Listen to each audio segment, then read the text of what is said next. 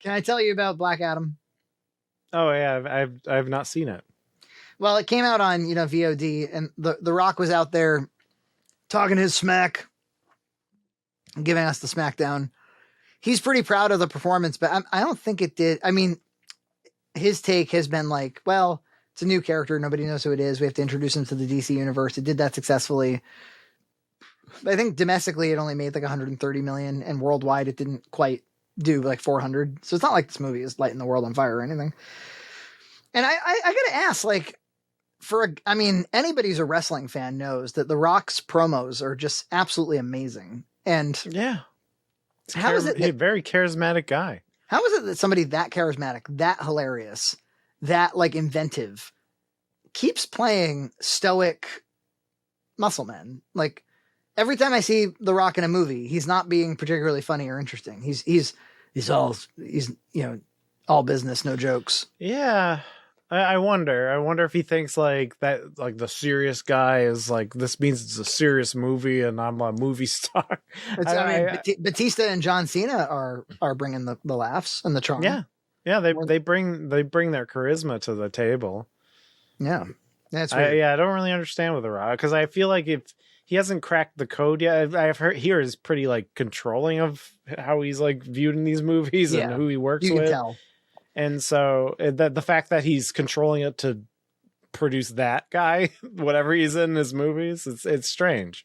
He brings a certain Tom Cruise, Will Smithness to the proceedings, where like if he's going to be in it, then also he has to influence the ever-loving shit out of it, which isn't all that compatible with these superhero franchise movies where you kind of need like a creative architect of the whole thing. You can't have like some ego guy coming in being like, but in my movie, he's super cool. He's cooler than Superman. And in fact, we have to bring Superman back just so I can be a little cooler than him. Or at least as cool. Okay. I just want to be cooler than Superman. It's fucking Cartman as The Rock showing up. And then there's like this one part where they're trying to shoot me and it like bounces off of me. It's fucking super cool. It's good Cartman. It's good Cartman. Yeah, like who's ever heard somebody impersonate Cartman and it wasn't totally hackish? Do you remember like back in the 90s when somebody would impersonate Cartman, it would be all like, well, that's what his voice sounded like. It's true. They toned it down. I don't need a Wow, South Park's fun. No wonder the parents were like, I think the voices might be annoying. Yeah, so the vast majority of this movie, of this Black Adam film, is like, it takes place very firmly in the Shazam universe. Right. So like everything, did you see Shazam? Yes. Yeah, it's like 50 times better than this movie. It's just, it just brought something a little bit fresh. It's brought something that I feel like you couldn't point to a lot of other superhero movies and be like, oh, Shazam's like that. Shazam kind of just had a cool identity of its own. And I was realizing, by the way, as a side note, Shazam was directed by the guy who did one of the Annabelle creation, I think. He did that movie. His name is, it's like a Swedish director. I can't remember his name right now, but he's pretty good. And he has a really, really, really cool YouTube channel that talks about filmmaking, where he talks about like simple tricks or like ways he feels when he's at festivals. It's like for a Hollywood director, it's like a normal YouTube channel. It's kind of awesome that he has such a thing. Yeah, I saw some. I think he shared some clips, and it's always cool when creators do that. Like take the time to explain themselves. Totally. And this guy's kind of introverted too, so it's like he has to make a little bit of an extra effort to do it. But he did Annabelle creation, and is it James Woo? Is that his name? The guy who did The Conjuring, the first Conjuring movie, he did Aquaman. And so the Annabelle Conjuring universe, I think got kind of bought by Disney. In fact, now I got to know, because DC is Warner Brothers, is who made The Conjuring? What studio made The Conjuring? Like, did they already have an overarching New Line Cinema? But like New Line is kind of small. What studio did the Annabelle movies? New Line Cinema. Distributed by Warner Brothers Pictures. Right, there you go. So there's a... It's own, New Line Cinema is owned by Warner Brothers. Well, there you have it. There you have it. They probably looked inside their director catalog and said, what talent do we already have in house? There you go. That's probably exactly what happened. But anyway, so it takes place in Shazam worlds where like those wizards and stuff already exist, and that's how you get the powers. And they come up with a kind of, like an ancient Egyptian prologue about where he comes from, like this slave that became the champion against the pharaoh, essentially. All that sort of thing. And they kind of rush through it, and it's highly CG'd and desaturated, and the whole thing just feels very The Mummy Returns or something, which also featured The Rock. And then that's right. He's a great CG model. Yeah, great early CG scorpion model. thing. It's like a Play-Doh looking guy. Oh no. Like now, like the whale with Brendan Fraser came out. That's like way better special effects. That should have been the villain in one of the Mummy movies. Is the giant obese Brendan Fraser? But yeah. Then like they wake him up, because they were looking for a MacGuffin. There's like a crown that they need, and that is gonna make it so the bad guy can have superpowers again. And so like Black Adam wakes up and he's all pissy, and nothing can take him down. He's fucking killing tanks and shit. He's super cool. Coming off, nothing gets by me, bro. That's the movie for a while. And then, like there's a little kid character that looks up to him and he's like, I'm no hero. And he says, I'm no hero like 80 times. Like, we get it. We get what you're going for. I'm an anti-hero. I'm like Walter White. No hero. I won. Lots of grays here. Lots of grays. Yes. Now, what makes the movie unique, what elevates it past this 2002 kind of vibe, is that there's yet another Suicide Squad in the film. Oh, right. Yeah, the Justice Society. So Hawkman, Dr. Fate, what's her name? Cyclone, and the Atom Smasher. They're the Justice Society. And so you got Pierce Brosnan as Dr. Fate, this kind of helmeted, fully masked character that can, see the future and is basically Doctor Strange in a lot of ways. And Amanda Waller sends them in and stuff. And it's like kind of if you ever had the question of like, well, why would you send a bunch of criminals to do like Justice League type stuff? This is more like a better version of that, where it's like, yeah, they're definitely superheroes, but they're definitely not the Justice League. And so there's like dazzling CG sequences where they try to take down Black Adam and stop him from, wrecking the city. But it's like, it's his city, and the people, the impoverished people of that city come to love him. Pierce Brosnan's the best part of the movie. He just brings something kind of fresh to it. But it's all a bit rushed. I definitely got the impression that there was some version of this movie, maybe a worse version, I don't know. And somebody came in and was like, you got to cut everything down and get to the action sequences. Because it really, anytime there's not action on screen, they're just flying through dialogue so they can get to the next action sequence. James Gunn came in at the end and was like, tighten it up.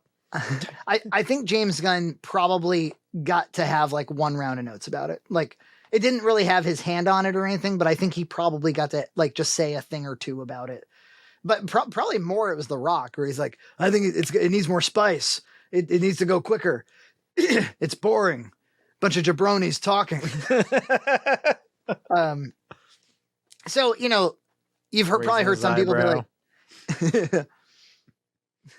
so Rock, what did you think? Oh, we'll cut that scene. I'm glad you could smell what I was cooking. One time me and my wife sat around and tried to remember every single catchphrase of The Rock from WWE. And we were up to like 30 of them. There's so many. Yeah, do it. That's a fun game sometimes. Just come up with every single catchphrase. Yeah. From SmackDown Hotel to shove it straight up your candy ass to shine it up real nice. Yeah, he was just a bag of catchphrases. String them all together. Boots on asses. Yeah, it's so many. Anyway, yeah, I mean, like, The Rock has been pushing this idea that he has a grand vision for DC that DC has been too myopic to see. And I watched this film and I'm like, this is your grand fucking vision, Rock. This is your architecture that I'm watching right now.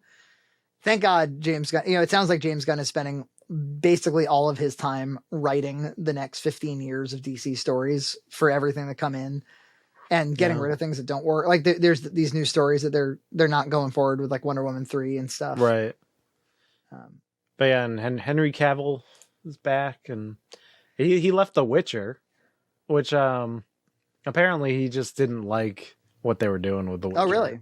Well, didn't you say that like it's okay, but like it's a pretty crappy show like most of the time? Yeah, well, he fights with the writers all the time because he read all the books, he knows the character, he plays the video games and stuff, and so he just is like, the writers apparently don't, they brag that they never read the source material, and so he was just like, he would be like, oh, the character wouldn't do that, like he should probably react to it this way, and so you get in fights with all the so he's not going to return for season 4. They're getting one of the Hemsworths, I think, to replace him for The Witcher. Liam, and and it'll probably suck more without him, because I'm sure anything that I liked about that show is what he brought to the table. Well, that's too bad. I was, unfortunately, like, I think that Black Adam would basically be Moon Knight if it wasn't just a quick hour and 50 minutes. It's got kind of that Moon Knight thing about it, but instead it feels more like, if you've watched any of the Godzilla King Kong movies, the new ones, if they feel like that, it feels like that to me, like that kind of just like low IQ, smashy. And honestly, a lot of time it felt like a bargain basement Zack Snyder. It really did feel like, in some ways, like Justice League 2017, not the Snyder cut. Like kind of like, okay, we're switching tones all of a sudden, and then there was some really weird shit. Like, so Atom Smasher can grow real big, like a la Ant-Man, and when he like shrinks back down, he has to like eat a lot for the calories because of what he just did. Just exactly what happened in Ant-Man. Oh yeah. Like, what, you're just doing that? Like, right. I don't know the lore of any of these creatures, so I don't know. I don't know if that was a thing in the comic books, but no, there's a lot of characters that are rip-offs of each other in the comic books too. Do you remember James Gunn's wife being kind of annoying in Peacemaker? Yeah. So Amanda Waller is in this thing, but she's just like on a TV screen, like somebody. Her husband filmed it like on his phone and sent it to DC. Just like in Peacemaker. Exactly. There's some scene where like James Gunn's wife shows up and she's like, Waller sends her regards. And then like she instead does the Amanda Waller part. And I think maybe they shot that recently to like bridge some narrative thing. Yeah. Oh, interesting. Huh. I mean, when I compare it to Justice League, remember how like ridiculously contrived and stupid and shitty Steppenwolf was in that version of the movie? Yeah. Well, that's what you get in this movie with your villain. Like, you're not getting anything for your villain here. You're not paying for your villain. You're not paying for your villain. And the Henry Cavill post credit scene I think a third grader wrote it. Like it's Black Adam like standing in some room, and like Henry Cavill walks in and he's like, "It's time I met you. It's time to fight. You see you, I fight you." He's like, "I think we have a lot to talk about, Black Adam." I don't know. Subscribe to Red Cow Entertainment on Patreon for full episodes every other week.